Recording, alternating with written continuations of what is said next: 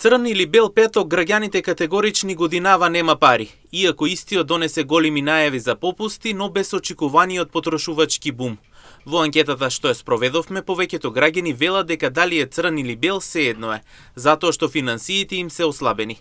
Дел од нив признаваат дека само разгледуваат без да купуваат. Трговците пак очекуваат поголем наплив и подобра продажба. Реалноста покажа дека црниот петок станува повеќе маркетинг, отколку вистинска можност за купување.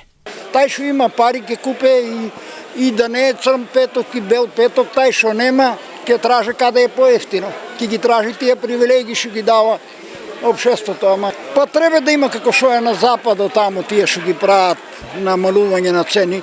Не знам тука како е, не сум многу упознат со тие работи. Тие не старите, ние носиме од децата. Ја, например, ова што носам од деца, имам внуци по 25 години, носи го 3 пати, вика дедо, ова е за тебе, тренерки, се што треба. И према тоа решени се тие работи. Ние само сега се бореме и се грижиме здравие да имаме и да имаме пари, лекови да си купиме. Не, Боже сачувај. Петок си е петок. Има намаление сега. Има те по дуќаните, има по Kitgo, јакни, бутици, има. Има намалено, може да се купи. За облеката е поевтина од колку јадењето. Јадењето, дуќаните, тука е па добро.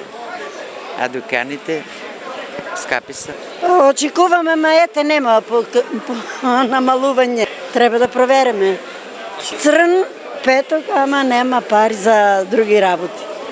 Анкетираните категорични, покрај повозрасните и младите тешко дека ќе купуваат. Цените, иако со попус, сепак празниот джеп на крајот на ноември е одраз за да секоја продавница се одминува. Сите имат трошкове. И младите имат трошкове и старите. Старите повеќе лекарства. О, скапи се. Скапи се, ама мора да се живее. Граѓаните, кој како има пари, се релативно е тоа.